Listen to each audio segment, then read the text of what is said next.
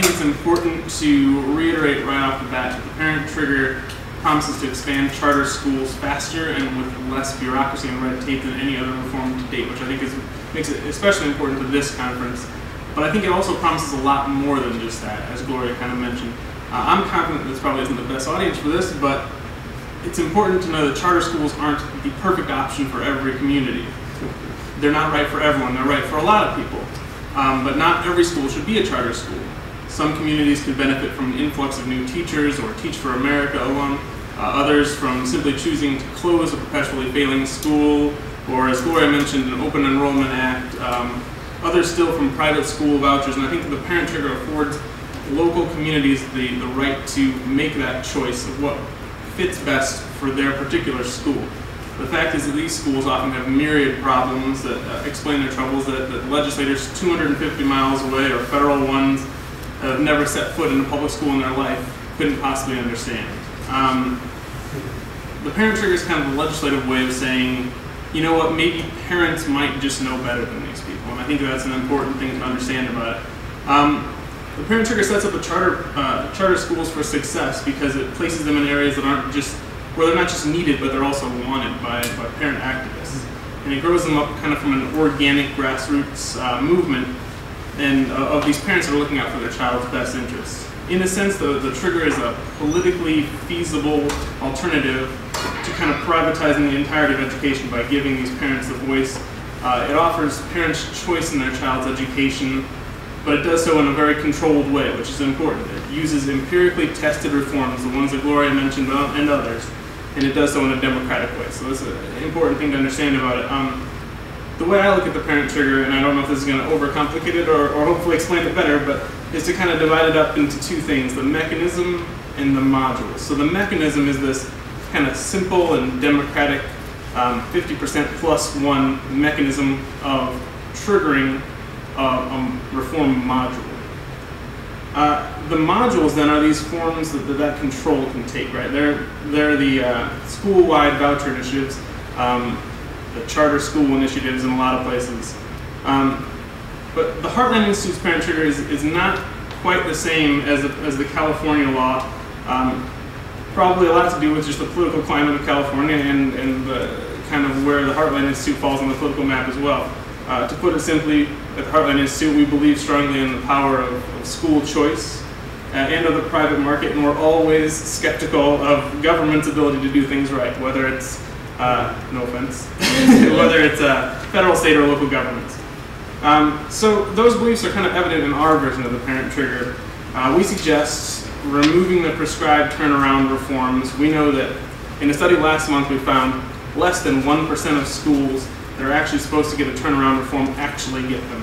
When they do get them, they're costly and they rarely turn into the success stories that we want them to. So we replace those kind of more bureaucratic and costly reform models with some other models that kind of guiding parents into a choice between turning their school into a charter school or providing their kids with a voucher or some other economically sensible and academically proven reform option. So I'm tasked today a little bit with talking about the boring stuff, the evidence that supports the parent trigger and the evidence that both applies to the idea of empowering parents, the concept, that mechanism that I spoke of, and then the actual modules, the evidence that supports the modules, the voucher module and the charter module that we talk about.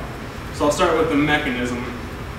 So by giving parents a voice in the reform process for their school, especially when the school is failing and the parents are most likely to feel disenfranchised and helpless, the parent trigger policy is going to empower them. And it's going to do that in the California model, it's going to do that in the Heartland model, or any of the proposed models that give them this democratic choice. Empowering parents is proven to raise achievement. It holds teachers accountable, and it increases parental satisfaction with school. So I'm going to take a quick look over the literature on this topic just to show people that there is an academic support for this. Research at Tel Aviv University found that when parents were given power to change their schools, teachers responded with, quote, open communication and transparency to boost parents' confidence and trust in their teachers' skills, end quote. Empowerment legislation forms closer parent-teacher relationships and puts the pressure on teachers to produce. In a study of 22 parent empowerment programs, Stanford University's Goodson and Hess found that all 22 programs produce a significant achievement gain. I think this is important because it's not that it happened, but it's why it happened. Hess and Goodson found that it wasn't the content of these programs that mattered, it was the idea that each program shared one unifying idea, and that is parent empowerment. They all gave parents a significant, powerful role in changing the education system, and by doing that, every one of these 22 programs produced a significant achievement gain, which is huge.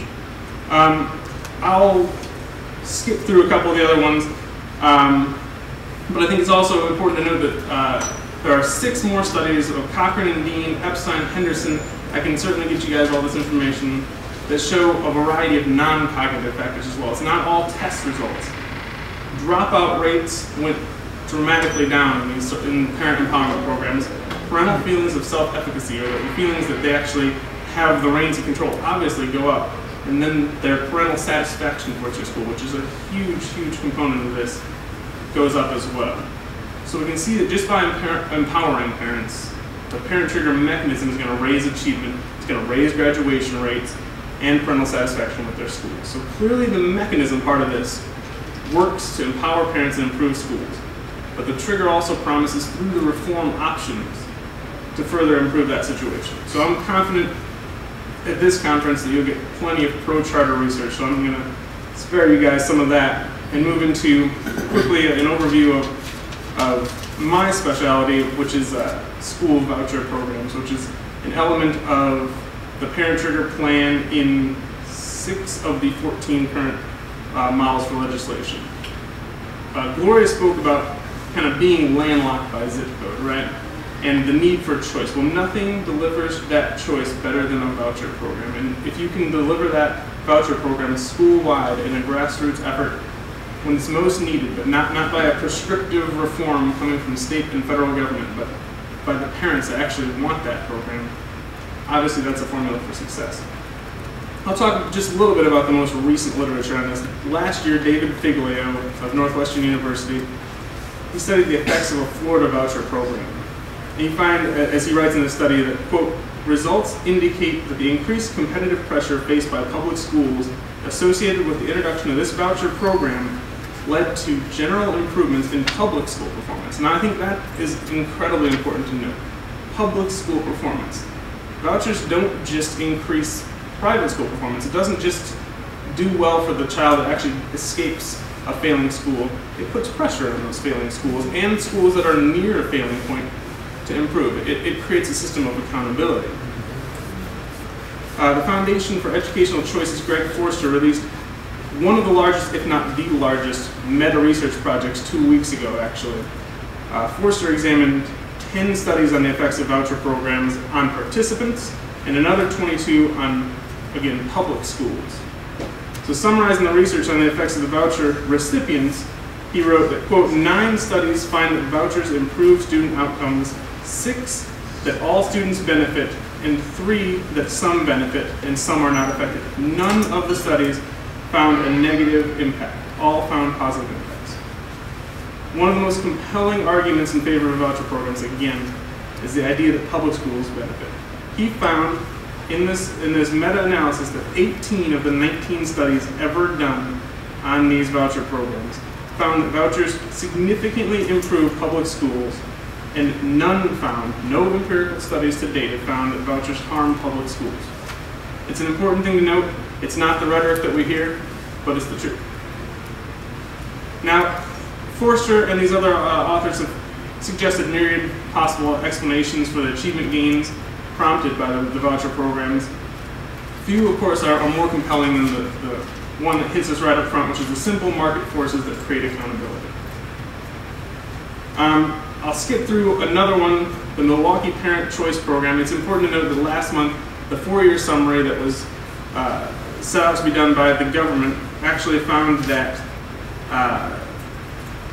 quote, attending a private high school through this voucher program increases the likelihood of a student graduating from high school and enrolling in college.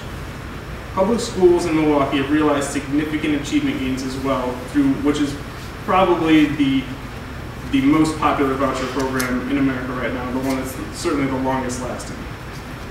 So voucher programs and charter schools, they always seem to turn out kind of similarly positive research support. So the game kind of gets very quantitative and not so qualitative when we start looking at all these numbers rather than asking the question, why is that true? Why is that true? So the why, I think, can best be explained in 3 categories. Most importantly, as I mentioned before, parent empowerment. Secondly, the competitive effects on quality, as I just mentioned, to these voucher programs, and accountability. The same thing holds true of the charter research I didn't quote here today. And third, creating specialization, which makes up probably a minimal part of it, but certainly some part when you look at parts schools and certain private church-based schools. So when you look closely at those 3 factors, you can see that the parent trigger mechanism accomplishes 2 of those 3, and with the voucher component that we see in 6 of these proposals in the states, all 3.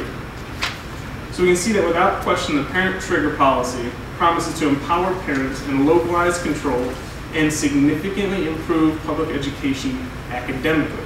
And the research supports that. So we had to start asking ourselves, well, why don't we see it in Illinois? Now, the parent trigger has been introduced in 14 states now, but hasn't found its way to Illinois, my home state.